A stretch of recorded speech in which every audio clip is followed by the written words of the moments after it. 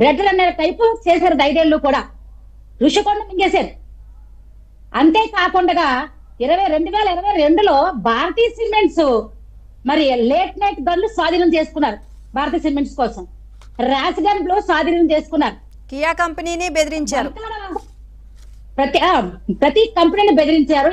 ఎంతో మంది పారిశ్రామికవేత్తలు బెదిరించి వాళ్ళ దాంట్లో వాటాలు లాక్కున్నారు. వెంకటేశ్వరరావు గారు ధైర్యంగా వచ్చారు. ఈ వెంకటేశ్వరరావు గారు ఏదైతే బయటకు వచ్చారో ఇతన్ని బట్టి ఇంకెంతమంది బయటకు వస్తారో, అలాంటి ఎన్ని చూడవలసి వస్తుందో. అసలు ఈ రాష్ట్రంలో 5 ఏళ్లలో కూడా మీరు ఎక్కడైనా సంక్షేమం అభివృద్ధి ఎక్కడైనా జరిగిందా? 5 ఏళ్లలో కూడా దోపిడీలు, భూ కబ్జాలు ఇవే చూసుకోండి. ఎక్కడ చూసినా సరే ఆఖరికి తిరుపతి వెంకటబాబు టిక్కెట్లు కూడా మాఫియా జరిగింది. మనకు తెలుసుగా, టిక్కెట్లు బ్లాక్లు అమ్మేశారు. వెంకటబాబు భోజనం కూడా, ఆ దేవుడి భోజనాన్ని కూడా నాసిరకం భోజనం చేసేసారు. అందులో కూడా మాఫియా చేశారు. 5 ఏళ్లలో కూడా mafia mafia mafia rice mafia. పేద ప్రజలకు అందవలసిన బియ్యాన్ని ఇంత దారుణంగా మోసం చేసి, ఇంకోటి ఏంటంటే ఇది తెలుగుదేశం పార్టీ ప్రభుత్వం. ఇక్కడ ఉన్నది చంద్రబాబు నాయుడు గారు. చంద్రబాబు నాయుడు గారు కాలు గోరు కూడా తాకలేరు. ఎందుకంటే ప్రజలు మిమ్మల్ని చీకొట్టారు, మిమ్మల్ని ఎలేసారు. మీరు మళ్ళీ ఏ ముఖం పెట్టుకొని వస్తారు? మీరు పద్మావతి గారు కూటమి ప్రభుత్వం రాజధాని కట్టారా? ఒక రాజధాని కట్టారా? కట్టగలలేదు. ఒక ఇంటికి కూడా పేర్చలేకపోయారు. పోలవరం తెచ్చారు, నిధులు తేగలిగారా? పోలవరం కట్టలేకపోయారు. ఇంకోటి ఏంటంటే ప్రజలు, మీకు వైజాగ్ చూసుకోండి, వైజాగ్ లో మాకు రాజధాని వద్దు బాబోయ్ అని అన్నం పెట్టారు. ఎందుకంటే రాజధాని రాకముందే అక్కడ భూ కబ్జాలు స్టార్ట్ అయిపోయాయి. రేపు పొద్దున్న వైజాగ్ ప్రజలందరూ కూడా వాళ్ళ ఇల్లు వాళ్ళ పేరు మీద ఉన్నాయో లేదా దస్తావేజాలు తీసుకొని రిజిస్టర్ ఆఫీస్కి వెళ్ళి లైన్ లో క్యూలో ఉంచిన పరిస్థితి జగన్మోహన్ రెడ్డి తీసుకొస్తాడని చెప్పేసి అక్కడ ప్రజలందరూ కూడా చీకొట్టి రాజధాని అక్కడ వద్దని చెప్పేసి వాళ్ళే చెప్పారు. 3 రాజధానులు అన్నాడు కదండి. కనీసం ఏ ఒక్కడైనా చేయగలిగావా? ఒక్క రాజధానిని చేయగలిగావా? ఎక్కడైనా ఒక పరిశ్రమ తేగలిగావా? విద్యార్థులు భవిష్యత్తు నువ్వు రోడ్డు మీద వదిలేసావు. చంద్రబాబు నాయుడు గారు నీ ఏదో చేసేస్తాను అంటున్నావు కదా, నువ్వు పగటికల్ కన్ను బాగానే జగన్మోహన్ రెడ్డి గారు, విజయసాయి రెడ్డి గారు చెప్తున్నాము. చంద్రబాబు నాయుడు గారు అనేది ఒక చరిత్ర, ఒక అభివృద్ధి. చంద్రబాబు నాయుడు గారు అన్న వ్యక్తిని తాకడం అనేది ఈ రాష్ట్రాన్ని తాకడమే అవుతుంది. ఎందుకంటే చంద్రబాబు నాయుడు గారు ఇవాళ రాత్రనక పగలక అహర్నిశలు కష్టపడి పనిచేస్తున్నారు. ఇంకో విషయం చెప్తున్నా, మా జనసేన అధినేత మన పవన్ కళ్యాణ్ గారు, మరి ఆయన ఇవాళ విజయసాయి రెడ్డి గారు చుట్టు పెట్టారని చెప్పి చెప్పారు. ఇప్పుడే చెల్లెలో చెప్పడం జరిగింది. మరి గతంలో అదే జనసేన నాయకులు మా బాబా పవన్ కళ్యాణ్ గారిని వాళ్ళ కుటుంబాన్ని రోడ్డు మీద లాగారు, వాళ్ళ పిల్లలను రోడ్డు మీద లాగారు, వాళ్ళ తల్లిని రోడ్డు మీద లాగారు. అప్పుడు ఎందుకు మీరు చిట్ చేయలేకపోయారు? అప్పుడు ఆదర్శవంతుడు నాయకుడు కాదు, ఇప్పుడు మాత్రమే ఆదర్శవంతుడు ఆయన. అదే ఎలాగయ్యింది?